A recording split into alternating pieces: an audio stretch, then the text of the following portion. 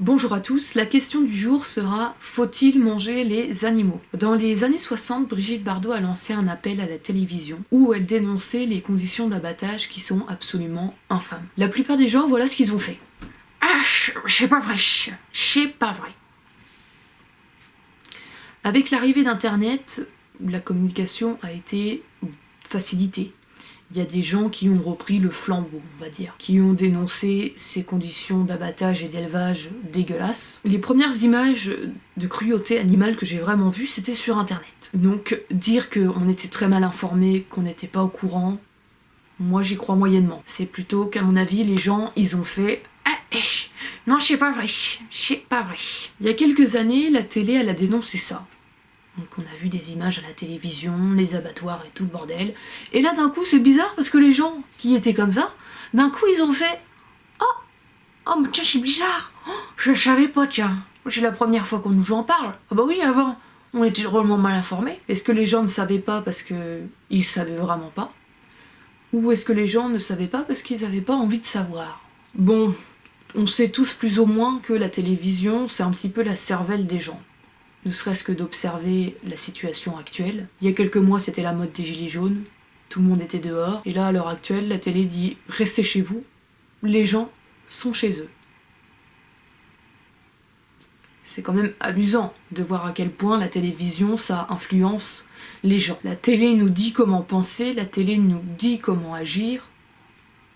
Je pense que c'est un mystère pour personne. Et c'est exactement la même chose avec cette mode à l'heure actuelle, qui est la mode de l'alimentation. Donc là, ce qui fait très bien aussi, c'est d'être engagé, c'est d'avoir un combat. Donc là, on a le combat pour les animaux, on a le combat pour l'écologie. Je suis pas en train de dire que tous ces combats c'est de la merde, que c'est ridicule, loin de là. Ce que je suis en train de dénoncer, c'est plutôt que tout ça c'est qu'une mode. Les gens, en fait, c'est pas un élan qui vient du cœur, c'est un élan qui vient de l'ego, de je sais pas quoi, parce que la télé vous a dit c'est pas bien, alors la plupart des gens, d'un coup, ça y est, c'est...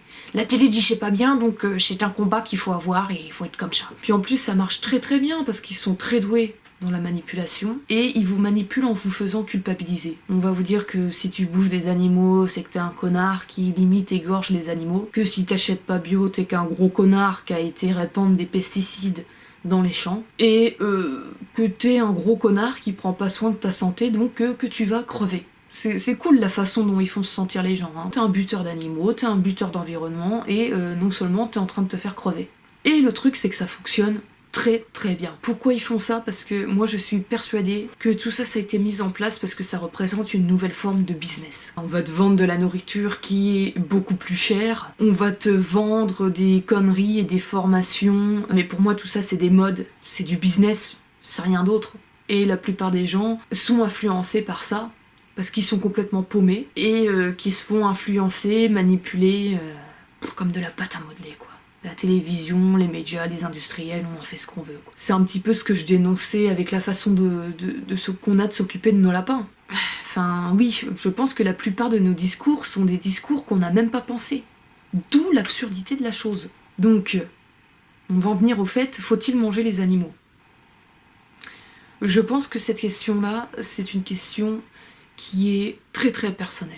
C'est une question que je vous invite à vous poser en fermant votre ordinateur, en fermant votre télévision, et tout simplement en vous concentrant sur vous-même. Je vais vous partager mon histoire pour si ça peut vous guider, si ça peut vous aider. Mais depuis que je suis toute petite, la question de bouffer de la viande ou pas, tu vois, ça m'est pas venu dans la tête parce que la télé me l'avait dit, voilà. Moi ça me dérangeait parce que bon voilà, je peux pas l'expliquer, mais la viande du commerce, ça m'a toujours dérangée, voilà. Je le sentais pas. Donc je disais toujours à ma mère que je ne voulais plus manger de viande, que je voulais être végétarienne. Bon, ma mère n'a pas voulu, elle n'a jamais voulu céder à mon caprice, parce que je suis une personne qui a un gabarit très très très très fin, pour vous dire, voilà, je fais le tour de mon poignet, je touche mon ongle. Donc quand j'étais gamine, j'étais toujours en sous-poids.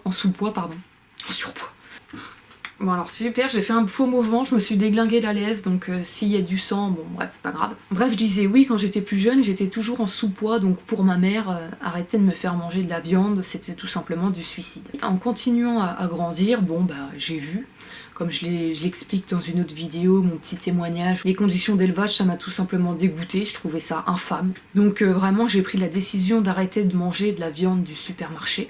Je me passe très très bien de la viande. Et là où ça a commencé vraiment à merder, c'est quand je me suis dit que j'allais tenter de passer en végan. J'ai complètement arrêté les produits d'origine animale et je me suis mis à manger, bon bah que des fruits, que des légumes et tout le bordel. Et j'avais l'impression d'avoir un trou noir dans le bide. C'est-à-dire que j'avais beau manger, j'avais toujours faim.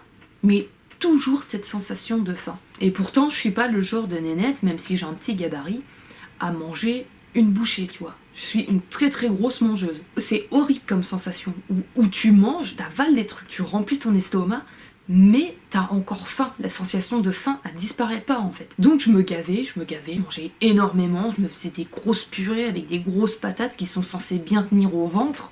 Enfin je variais, tu vois, je mangeais pas qu'un fruit, qu'un légume ou tout le bordel, c'était très varié. Et quand finalement j'arrivais à enfin me bourrer l'estomac, j'avais plus faim pendant 1 heure. Cette sensation de faim omniprésente, constante, et surtout cette perte de poids drastique. Donc je sais pas si c'est parce que mon métabolisme fonctionne très très bien ou si parce qu'il fonctionne très très mal, j'en sais rien, mais dès que je ne mange pas assez, ou peu, je perds tout de suite du poids, immédiatement. Je suis pas une personne qui est très très épaisse, donc quand je perds du poids, bah ça se voit immédiatement et c'est encore pire. Je n'ai pas fait cette expérience qu'une fois, hein, ça s'est fait plusieurs fois. Et à un moment donné, je me suis tout simplement dit, bon, ça fait plusieurs fois que je renouvelle l'expérience, on va pas dire que je suis pas de bonne volonté, mais je me suis dit qu'il y avait quelque chose qui clochait. Si mon corps réagissait comme ça, c'est que tout simplement, ce n'était pas un régime alimentaire qui était fait pour moi.